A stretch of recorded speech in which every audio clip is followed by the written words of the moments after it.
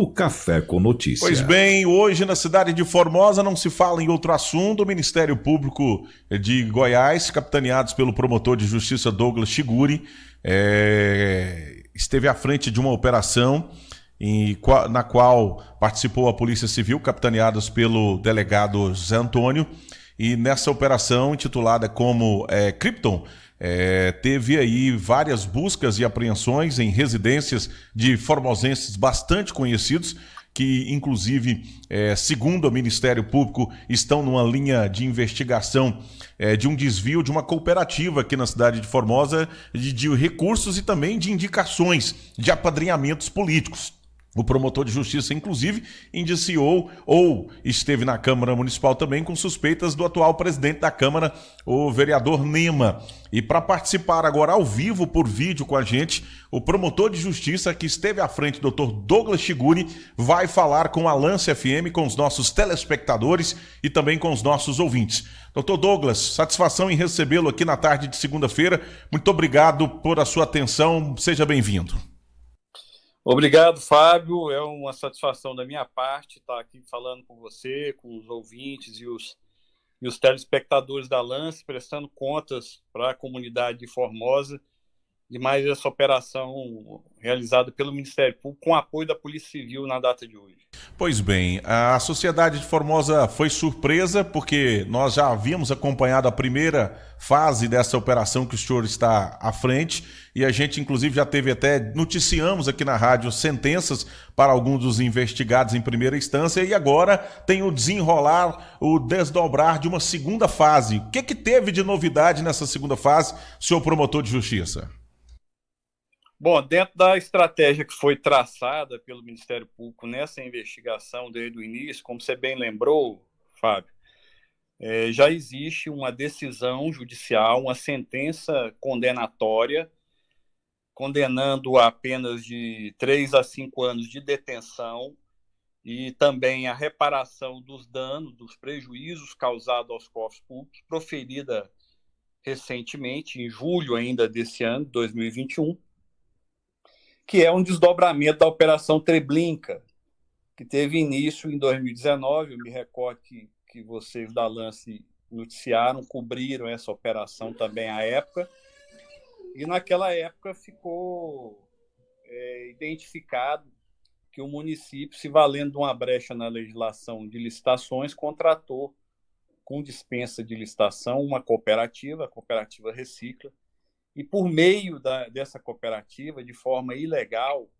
realizou centenas de contratações de pessoas para prestar serviço que não tinha nada a ver com catadores de lixo ou de recicláveis. Eram pessoas que prestavam serviço público na prefeitura, na Secretaria de Educação, de Saúde, nas escolas, nas UBSs, enfim, exercendo funções que deveriam ser exercidas, cargos que deveriam ser ocupados por pessoas que prestassem serviços, prestassem concurso público, com cláusulas isonômicas, garantindo igualdade de condições a qualquer cidadão que quisesse prestar o serviço público no município por meio de um concurso público.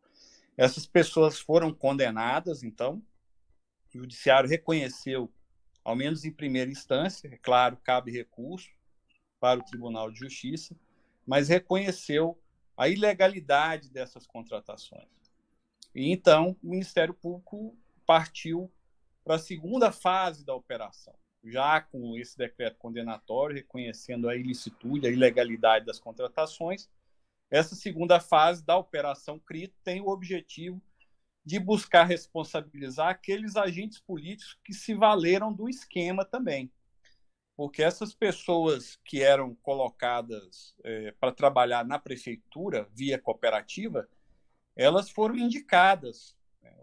Elas foram indicadas, e isso ficou bem claro na investigação da Operação Krypton, foram indicadas por vereadores e por secretários para ocupar essas funções de forma ilegal. Então, o objetivo da operação foi esse, cumprir busca nas residências dessas pessoas, desses agentes políticos, ex-agentes políticos, e para reforçar os elementos de prova que já existem no processo e permitir ao Ministério Público oferecer uma denúncia pelo crime de corrupção passiva, que é solicitar uma vantagem indevida, como foi feito nesse caso.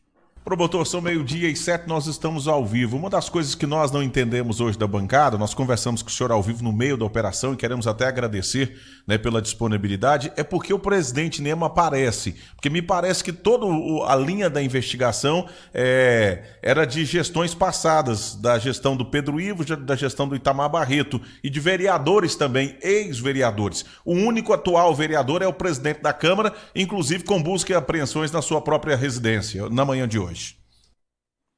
Exatamente. Com relação ao vereador Cinemar Gonçalves, que é conhecido pelo apelido de Nema, é importante frisar que, apesar da busca, de ter sido feita busca no gabinete dele, na presidência da Câmara, esses fatos que estão sob investigação não guardam qualquer relação com a administração atual dele. Ele não está sendo investigado por fatos que estão ocorrendo ou ocorreram durante a gestão dele à frente da Câmara de Vereadores. Ele está sendo investigado por fatos que ocorreram à época em que ele foi eleito suplente de vereador, em 2012, e logo em seguida ele foi eleito vereador no ano de 2016, aqui em Formosa, valendo-se também, como ficou claro na investigação, da mesma forma que os outros colegas dele, que figuram como investigados nessa operação, valendo-se da condição de político, de vereador e de candidato suplente a vereador, no caso dele especificamente, para obter esses cargos, essa moeda de troca, né, como se diz aí, no jargão popular, o toma lá da cá. Então, é importante que fique claro que não é a administração atual dele. A busca foi feita na residência dele, claro, porque ele é investigado, assim como os demais, e a busca foi feita no gabinete da presidência da Câmara de Vereadores, onde ele atualmente é o presidente, justamente porque na Câmara, lá no gabinete, certamente existiam documentos e elementos que podem ser utilizados como meio de prova nessa investigação do Ministério Público. Pois bem, promotor, na medida dessas investigações, tanto a primeira fase, que já teve até sentença, primeira instância, e agora nessa segunda, é estranho, hoje o ex-vereador Divino Ramos, de 3 mandatos, até me comentava, lembrava o fato de ter pegado fogo a sede da cooperativa e ter sumido alguns documentos. Para o senhor também é estranho isso? Esse incêndio, até onde nós conseguimos apurar no bojo da primeira investigação e nessa investigação também, algumas pessoas com quem a gente conversa, que são da época, acharam realmente estranho um incêndio justamente na fase final do funcionamento da cooperativa, da Recicla, né? Mas o fato é que muitos dos documentos que, se eventualmente alguém pretendia destruir, acabaram não sendo destruídos. São documentos que foram, vamos dizer assim, conseguiram ser salvos lá do meio do incêndio, ou que não se encontravam no momento em que o fogo estava pegando. Esses documentos não se encontravam, foram salvos, ficaram guardados por um longo tempo na casa do seu Ildeu, que era, na época, o Laranja, né? O senhorzinho lá, que era o diretor, entre aspas, da cooperativa, que foi mais uma pessoa que foi utilizada de forma indevidamente, um senhor muito simples, né, quase analfabeto. Grande parte desses documentos ficaram guardados na residência dele. E nós teve acesso a esses documentos que auxiliaram muito. É verdade que a gente não sabe a extensão desse incêndio e quais outros documentos que teriam sido destruídos lá pelas chamas, né?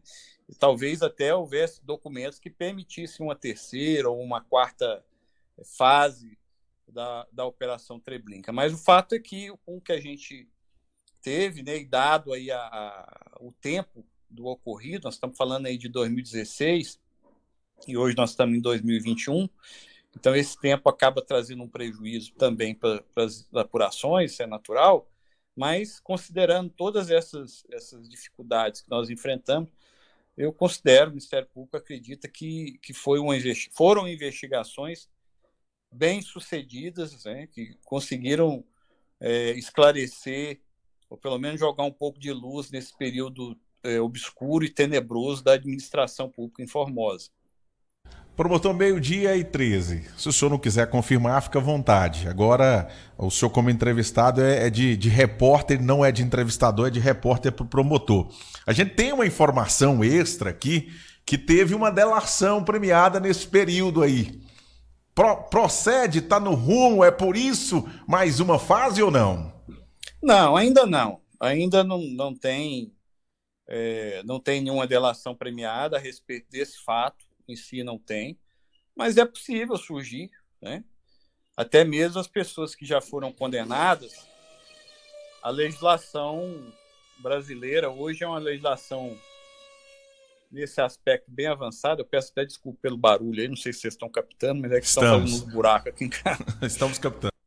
Mas a legislação hoje ela é avançada, ela permite até que pessoas que já foram condenadas, elas, se tiverem essa disposição, possam fazer uma delação premiada.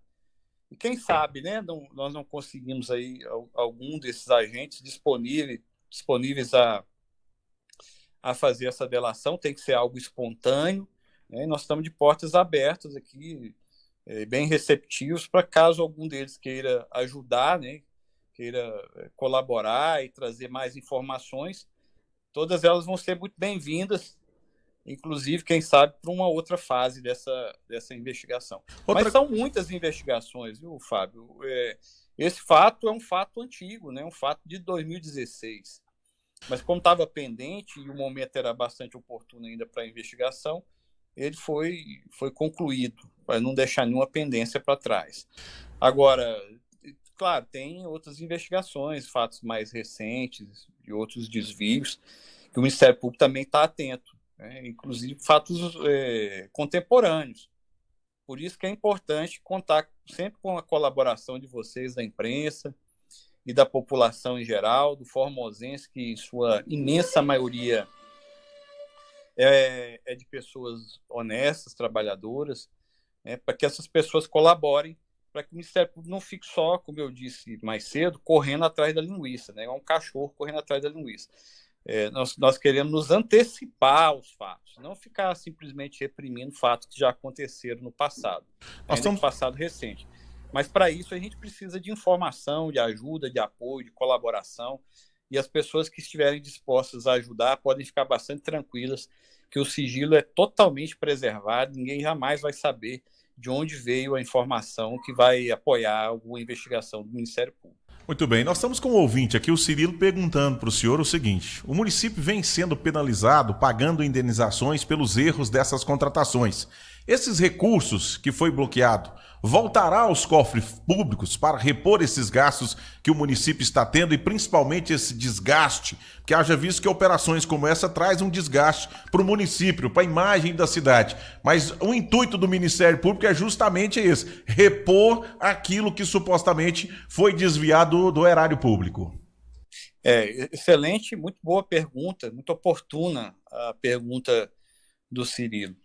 De fato, esse recurso que, inclusive, já está bloqueado e que os gestores foram condenados a ressarcir, algo em torno de 20 milhões de reais, é um dinheiro que vai retornar para os cofres públicos para fazer frente também ao ressarcimento dessas pessoas, ao pagamento, porque o prejuízo, aí você tem ideia do prejuízo que foi, porque logo em seguida, com o encerramento das atividades da cooperativa, foi uma enxurrada de ações na justiça trabalhista, principalmente, com várias condenações milionárias, que o município, nós, né, cidadãos que pagamos nossos tributos, estamos aí hoje arcando com ela. Então, o objetivo de fazer o bloqueio dos bens é isso, não é só botar na cadeia, se bem que essas pessoas não ficam presas, né? Infelizmente, mesmo lá no final, se a sentença for confirmada, pela quantidade de pena que foi aplicada, elas vão cumprir um regime aberto, se tanto. Agora, de fato, a questão da imagem do município, eu já tenho uma visão um pouco diferente do Cirilo, se ele me permite a discordância, que é a seguinte, é que Formosa, na verdade, apesar de estar no noticiário de uma forma um tanto quanto negativa, né, é uma cidade que tem demonstrado às demais do Estado que a corrupção aqui não vai prosperar, né, que o Ministério Público é atuante, que a sociedade formosense corta na sua própria carne. Então, aquilo que existir de errado, de malsão, o município de Formosa, por meio dos seus órgãos de fiscalização, Ministério Público, Polícia, a própria Câmara de Vereadores, né, que tem um poder de fiscalização, a imprensa, enfim, aqui em Formosa, nada vai ficar debaixo do tapete ou coberto com a peneira, né? Nós vamos trazer, e isso aí, infelizmente, faz parte do processo de catarse, nós vamos trazer à tona os podres também, para que a gente possa construir uma sociedade melhor. As pessoas não podem se iludir, Fábio, achando que isso é exclusividade de Formosa. A corrupção, os desvios, os crimes dessa natureza não são privilégio de Formosa, pelo contrário. Isso acontece no estado todo, no Brasil todo. A corrupção é algo que está entranhado, infelizmente, na natureza humana. O que acontece diferente em Formosa é que está tendo fiscalização, está tendo investigação, e nós estamos trazendo isso à tona e punindo as pessoas que praticaram esse tipo de crime. Então, ao contrário da imagem negativa de Formosa para o restante do estado do país, eu acho que a nossa imagem é positiva. Nós estamos dando o exemplo para o restante do estado do que deve ser feito, né? Do combate que tem que ser diuturno feito à corrupção. É como se o formosense deixasse um recado bem claro. Aqui em Formosa, nós não vamos admitir, nós não vamos tolerar corrupção dessa natureza. Pois bem, 12h19, o professor Maurício Figueiredo tem uma pergunta para o senhor aqui também. Doutor Douglas, seja bem-vindo aqui aos microfones da Lance FM.